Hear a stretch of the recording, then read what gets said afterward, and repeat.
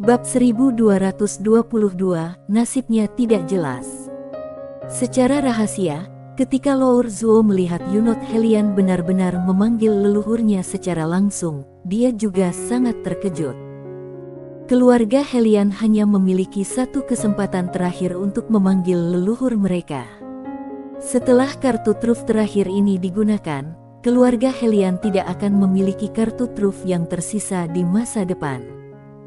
Ini bahkan taruhan pada tutup peti mati. Lour Zuo menatap Yunot Helian. Saat ini, dia sangat penasaran. Apa alasan yang membuat kepala keluarga Helian bersedia mengambil risiko seperti itu? Jika kalah taruhan, bahkan tidak akan punya kesempatan untuk membalikkan keadaan. Saat Yunot Helian memanggil leluhurnya, sebuah bayangan virtual mengembun dari langit, dan bayangan virtual itu berangsur-angsur mengeras di bawah tatapan semua orang. Itu adalah seorang lelaki tua, mengenakan jubah sederhana, matanya setenang air, dan tidak ada aura yang terpancar darinya. Dia sangat tenang. Leluhur Helian. Ketika mereka melihat lelaki tua itu, semua orang kuat dari keluarga Helian segera bergegas memberi hormat dengan hormat. Ini adalah leluhur mereka. Keluarga Helian memiliki status saat ini karena upaya yang dilakukan oleh leluhur di masa lalu. Oleh karena itu, mereka menghormati leluhur dari lubuk hati mereka. Yunot Helian yang berada di depan pun turut membungkuk dalam-dalam. Leluhur Helian melirik ke lapangan, dan akhirnya, tatapannya jatuh pada Funot Helian yang tertekan tidak jauh dari sana. Dia mengangkat tangan kanannya dan melambaikannya dengan lembut. Bang! Sinar cahaya yang menekan Funot Helian hancur. Melihat pemandangan ini, Yunot Helian di samping segera menghela napas lega. Pelayan Dewa Pei menoleh untuk melihat leluhur Helian, matanya masih tenang. Pihak lain berada di alam leluhur dewa, dan begitu pula dia. Selain itu, dia adalah leluhur dewa yang masih hidup. Patriark Helian menatap Funot Helian dan melihat bahwa meskipun dia cacat fisik dan lemah, matanya masih penuh semangat juang. Dia mengangguk sedikit dan berkata, "Lumayan." Setelah mengatakan itu, dia berbalik dan menatap pelayan Dewa Pei. Tanpa basa-basi, dia mengangkat tangannya dan meninjunya. Seketika tinju cahaya melayang di depan pelayan Dewa Pei. Pelayan Dewa Pei melambaikan tangan dengan ringan, dan teratai Dao Agung tiba-tiba menghalanginya. Bang! Cahaya tinju itu pecah dengan suara keras, tetapi di saat berikutnya, sesosok tubuh melesat ke arahnya bagaikan gunung, dan aura serta tekanan yang kuat menghancurkan segalanya. Pelayan Dewa Pei menyipitkan matanya sedikit. Bang! Di bawah tatapan semua orang, pelayan Dewa Pei terlempar mundur 1000 kaki oleh sosok itu, dan teratai Dao Agung di depannya juga terhempas. Melihat pemandangan ini, para anggota klan Helian yang kuat di lapangan segera menghela napas lega. Leluhur tetaplah leluhur. Setelah menjatuhkan pelayan Dewa Pei, Patriark Helian tiba-tiba mengulurkan tangan kanannya, dan bintang-bintang yang tak terhitung jumlahnya tiba-tiba muncul mengambang di telapak tangannya. Evolusi Daoung. Pada saat ini, ekspresi Lour Zuo di luar tiba-tiba menjadi serius. Evolusi Dao Agung. Bahkan mereka yang kuat di alam leluhur dewa pun terbagi menjadi kuat dan lemah, dan perbedaannya terletak pada apakah mereka dapat mencapai evolusi Dao Agung. Yang disebut evolusi Dao Agung adalah mengembangkan peradaban kosmik dari ketiadaan menjadi ada, mengetahui esensi Dao Agung, dan memegang Dao Agung di tangan mereka. Ketika melihat momen ketika Patriark Helian mengembangkan Dao Agung, bukan hanya Lour Zuo yang terkejut, tetapi pelayan Dewa Pei juga sedikit terkejut. Tidak mudah menjadi seorang pengembang Dao Agung. Pada saat ini, dia juga membuang rasa jijik di hatinya. Pada saat ini, Patriark Helian tiba-tiba mengepalkan tangan kanannya, dan dengan genggaman ini, kekuatan Dao Agung yang mengerikan tiba-tiba menyebar. Ketika orang-orang di dunia luar merasakan kekuatan Dao Agung ini, wajah mereka berubah dan mata mereka penuh ketakutan. Beberapa bahkan berlutut di tempat, gemetar ketakutan. Penekanan Dao. Laur Zuo dan orang-orang kuat lainnya juga tampak sangat serius saat ini. Tentu saja, mereka lebih terkejut. Mereka tidak menyangka bahwa kekuatan leluhur Helian di depan mereka begitu kuat. Pihak lain hanyalah jiwa virtual.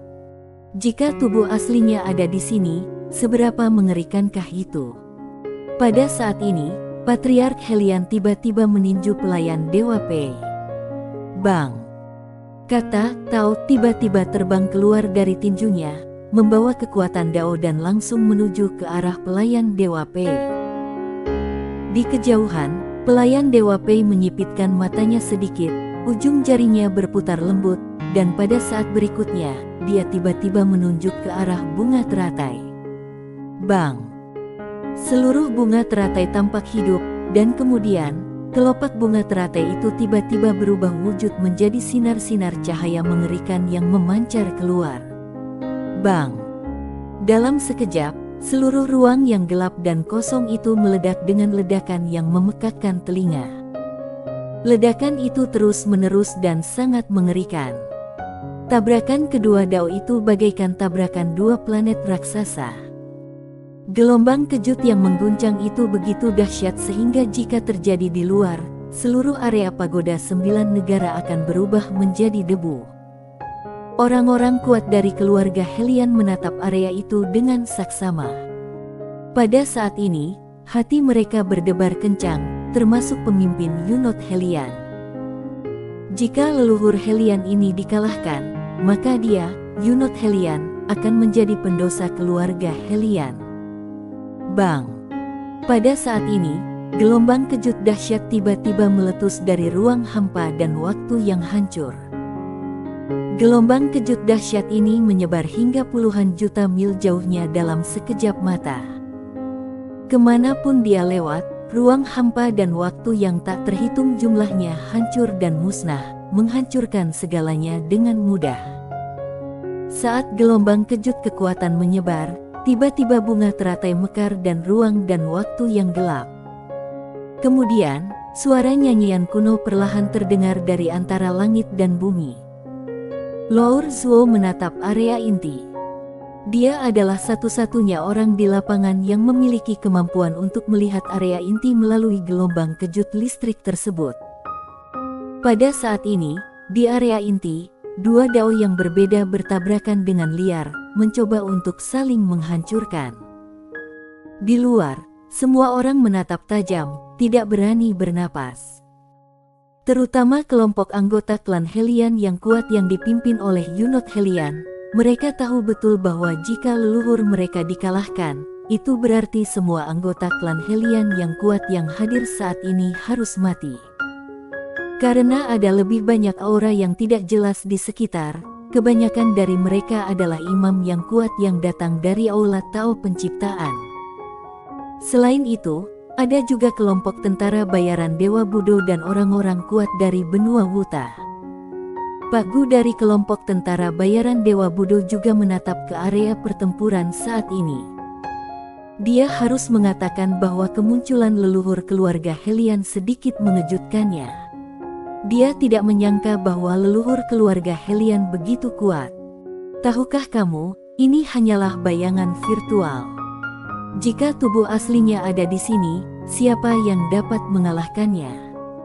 Penguasa benua Wuta, Humo, melirik ke arah Lingia Pan dan yang lainnya, diam-diam merasa menyesal. Dia mengira negara P akan memilih untuk membantu Sander Ye kali ini. Bagaimanapun, Sander Ye dibawa keluar oleh Zenus Pan dengan harga yang mahal. Tetapi, dia tidak menyangka bahwa nona tertua negara P tidak memilih untuk membantu Sander Ye. Bukan saja dia tidak membantunya, tetapi dia juga mengusir Sander Ye. Alangkah hebatnya jika negara P dapat terseret ke dalam masalah kali ini. Disayangkan, Humo menggelengkan kepalanya sedikit. Di sisi lain, Lingia Pan memperhatikan tatapan Humo.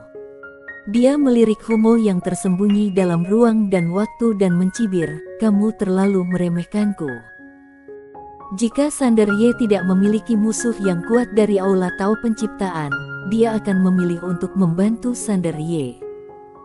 Bagaimanapun, musuh dari musuh adalah teman. Tetapi, Sander Ye memiliki musuh yang kuat dari Aula Tao Penciptaan.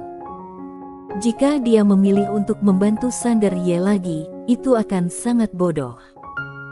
Sungguh tidak ada gunanya menyinggung Aula Tao Penciptaan demi Sander Ye. Memikirkan hal ini, dia melirik ke arah Sander Ye. Dia sekarang sedikit penasaran dengan kekuatan di balik Sander Ye. Kekuatan macam apa yang begitu bodoh hingga menyinggung Aula Tao Penciptaan? Bang! Pada saat ini, di ruang dan waktu khusus di kejauhan, ledakan memekakkan telinga terdengar lagi, dan kemudian gelombang kekuatan menyebar seperti gelombang. Untungnya, area tempat keduanya bertarung berada di waktu dan ruang khusus itu. Jika berada di luar, seluruh area 9 negara mungkin akan hancur. Akibat dari kekuatan mereka menghilang, dan mereka muncul kembali di hadapan semua orang. Mereka terpisah ribuan kaki, saling berhadapan dari kejauhan. Di atas kepala pelayan Dewa Pei, sebuah teratai tergantung. Teratai itu seterang bulan di ruang dan waktu yang gelap dan sangat menyilaukan.